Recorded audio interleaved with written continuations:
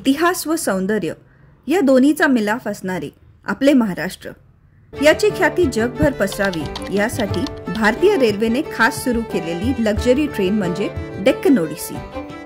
7 रात्र आणि 8 दिवस ही रेल्वे महाराष्ट्राच्या काही मुख्य ठिकाणी पर्यटकांना घेऊन जाते। आज ही रेल्वे कोल्हापुरात आली आहे आणि याच पाहुण्यांसाठी भवानी मंडपात मर्दानी खेळ आयोजित करण्यात आले होते। छत्रपती शिवाजी महाराज यांच्या काळापासून ज्याला अनन्यसाधारण असं महत्त्व प्राप्त झाले ते म्हणजे हे मर्दानी खेळ। स्वसंरक्षणासाठी हे खेळ खूप उपयोगास आले।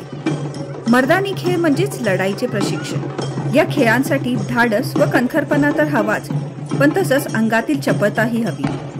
बऱ्याच तालमींमध्ये व आखाड्यांमध्ये याचे प्रशिक्षण आजही दिले जाते। या मर्दानी खेळात लाठीकाठी, दांडपट्टा, तलवार, भाला, चक्र, ढाल, विटा, जमदंड यांचा वापर होतो। या व्हिडिओमध्ये या आखाड्यांनी सादर केलेले अनेक खेळ आपण पाहणार आहे। आजच्या काळात जिथे स्त्री संरक्षणाचा प्रश्न ऐरणीवर आहे, अशा वेळी आपल्याला आपल्या मुलींना हे खेळ नक्कीच शिकवले पाहिजे। या छोट्या चिमुकलीलाच बघा, जेव्हा खेळ सुरू झाले ते झाले या मुलीच्या छानशा लाठीकाठीने।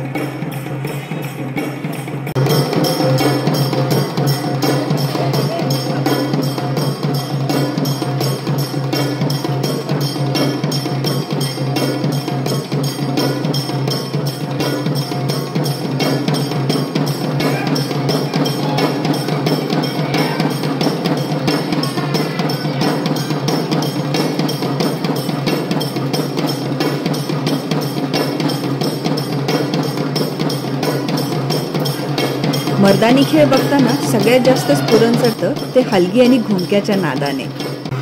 हर हर महादेव हे म्हटल्यावर आपल्याला जे स्फुरण चढतं ना, तसंच हलगीच्या नादाने एक वेगळाच वलय निर्माण होतो, एक वेगळं स्फुरण चढतं सगळ्यांना।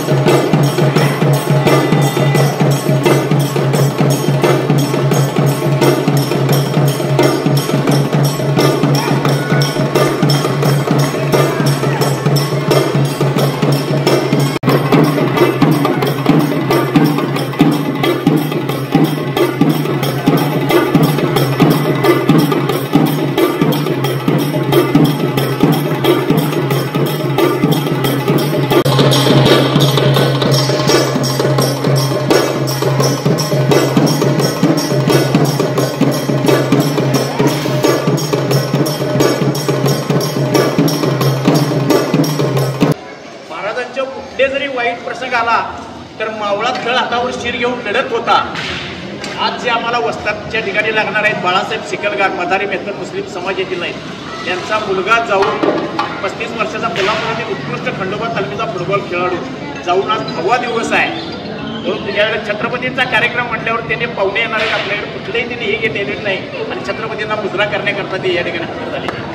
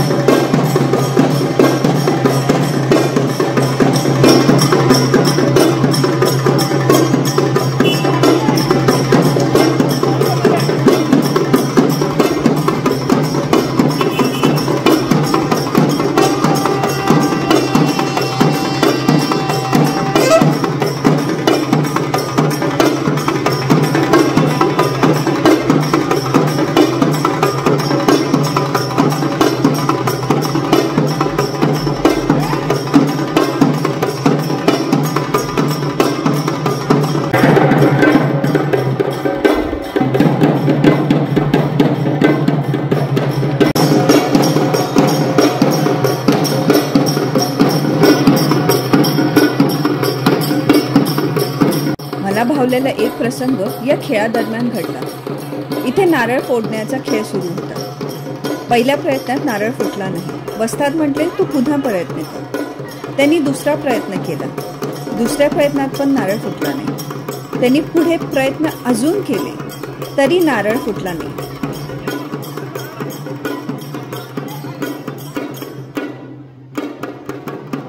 समोरचे दादा त्यांना म्हटले की वस्ताद आता राहू दे, पुढचा खेळ सुरू करूया। पण वस्ताद म्हटले, मी उठणार नाही जोपर्यंत नारळ फुटत नाही। 1 2 3 4 5 6 पण नारळ काही फुटेना आणि वस्ताद आपली जिद्द सोडेना आणि शेवटी 7वा प्रयत्न करण्यात आला आणि या 7व्या प्रयत्नात हा नारळ फुटला। जिद्द आणि प्रयत्न हेच महाराजांनी आपल्या मावळ्यांना शिकवले आणि वस्तादांनी आपल्या शिष्यांना। छोट्या छोट्या गोष्टीतून माणूस खूप काही शिकत राहतो आणि यातून मीही माझा धडा घेतला। कार्यक्रमाची सांगता लेझिम आणि हलगीच्या सुरात झाली।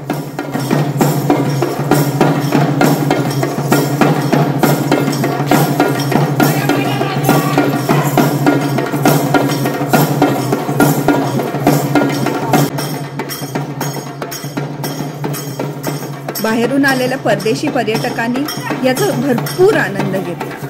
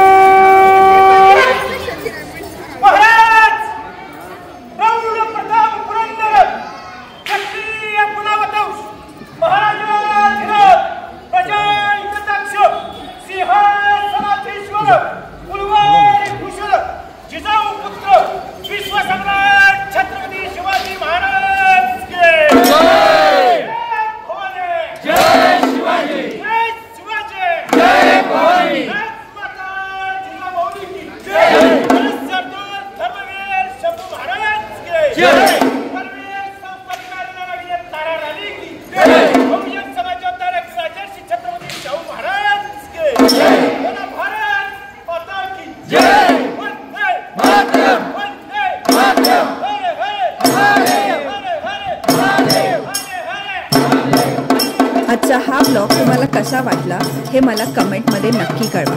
आवडला असला तर शेअर नक्की करा। सबस्क्राईब करायला विसरू नका। पुन्हा भेटू, काळजी घ्या, बाय।